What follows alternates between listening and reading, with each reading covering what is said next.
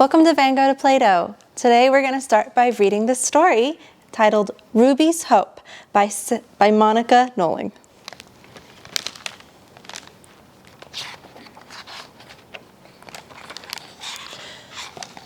Ruby and her family were slow to leave Oklahoma. In 1929, the stock market crashed. Millions lost their savings, their jobs, and their homes.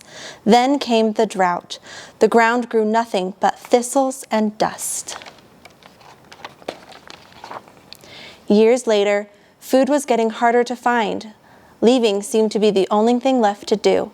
Ruby was 7. Her older brother Leroy and sister Viola were keen to go, but Ruby didn't want to budge. She loved Big Sky, Oklahoma. One morning, Ruby woke to find everyone busy. Pa and Leroy were fixing the car. Ma and Viola were packing up the kitchen. "Ruby, mind the babies," said Ma. "We're leaving today." "So soon?" asked Ruby. She felt her stomach drop. It was all happening too fast. It was time to hit the road, and Ma and the babies sat in front. Leroy and Viola sat up top. Only Ruby wasn't budging. She was standing still, staring at the farm. "Stop your dreaming, Ruby," said Ma. "We've got big blue skies in California too." "Come on," urged Viola. Ruby wanted to remember every detail of the place she had always called home. When she was ready, Leroy and Viola hauled Ruby up, and the car rumbled west toward Route 66, the road that crossed the country.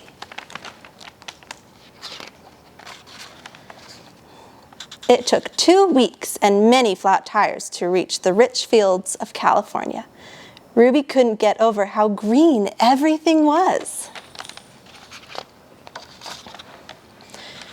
Straight off, the family had found work picking lettuce. Straight off, the family had found work picking lettuce when they had heard about a pea crop ready for picking outside of a town called Nipomo.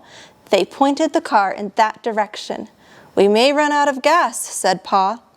"We'll get to the camp even if we have to drive on fumes or push the truck," said Ma with a determined look.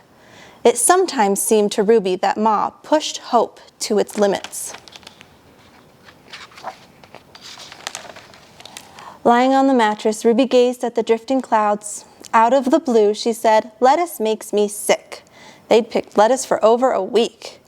"You'll soon be saying the same thing about peas," said Viola. "Picking anything is tough work," agreed a yawning Leroy. It was especially hard for Ruby, who wasn't strong. But she tried her best, and she was helping, and that made her happy. Pa drove the sputtering car into the dirt road, and that's when the gas ran out. The car coasted to just a stop outside of the camp. The next morning, Ruby woke to find an icy air at her nose and her mouth. There had been a hard frost overnight, and the pea crop was ruined. In nearby Nipomo, Paul and Leroy took any job. Days passed and food dwindled. Ruby's hope dwindled too. But not Ma's. Every day she cooked a bit extra so that the kids who crowded round their campfire might get a bite or two. Ruby was the first to see the car and the woman with the black box. "My name's Dorothea," she said, shaking Ruby's small hand. "This is my camera. What's your name?" "Ruby." "How long have you been in this camp, Ruby?" asked Dorothea. Ruby didn't often talk to strangers, but this lady seemed kind and eager to listen. Ruby told the photographer about leaving the farm where the trees, the garden, and the animals had all died. "Now the peas are dead too. Our food is running out, and we have no money for gas." "Don't lose hope, Ruby," said Dorothea.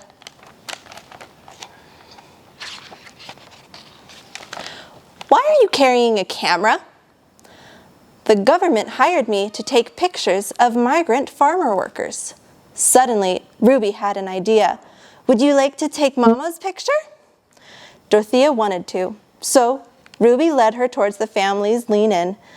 They skirted a large icy pond. The photographer walked slowly, but Ruby ran ahead. Ma, this lady wants to take our picture.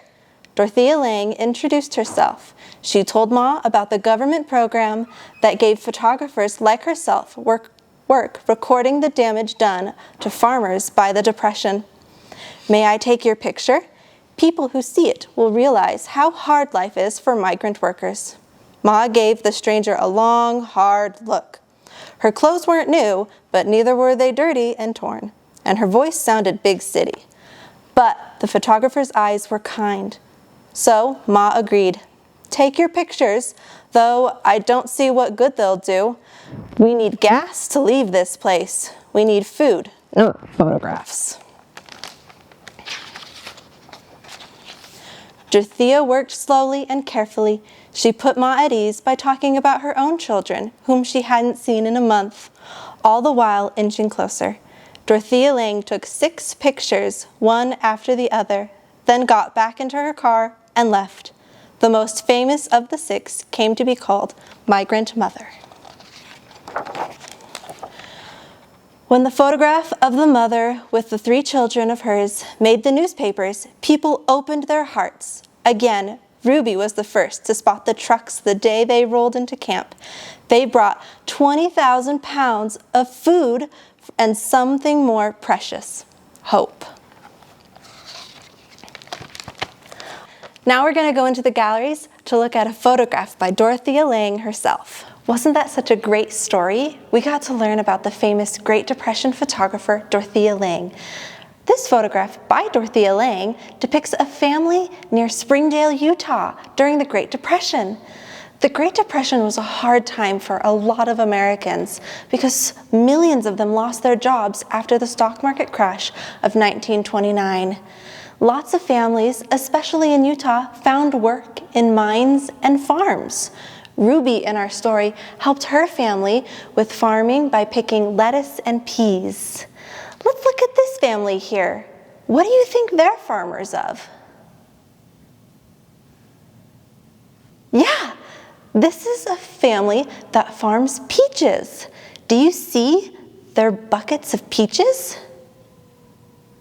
Yeah, they're right there, and right there, and some back here. They have a lot of peaches collected. Can you find the little boy helping his family? Yeah, little boy is right here. Great job. How do you think he helps his family on the farm? That's a great idea. I'm sure he helps his family just like that. Now, the Great Depression was a hard time, but Dorothea Lange took these photographs of the families working really hard and would send them back to the government. This brought hope to all the working families that help and relief would be on its way soon. Now, looking at this family who have sorted all of their peaches into these buckets, ready to take them to the market to be sold. Have you ever seen what a peach looks like? What about a peach seed? Do you know what a peach seed looks like? Let me show you what a peach seed looks like and what it can grow into. This is what a peach seed looks like.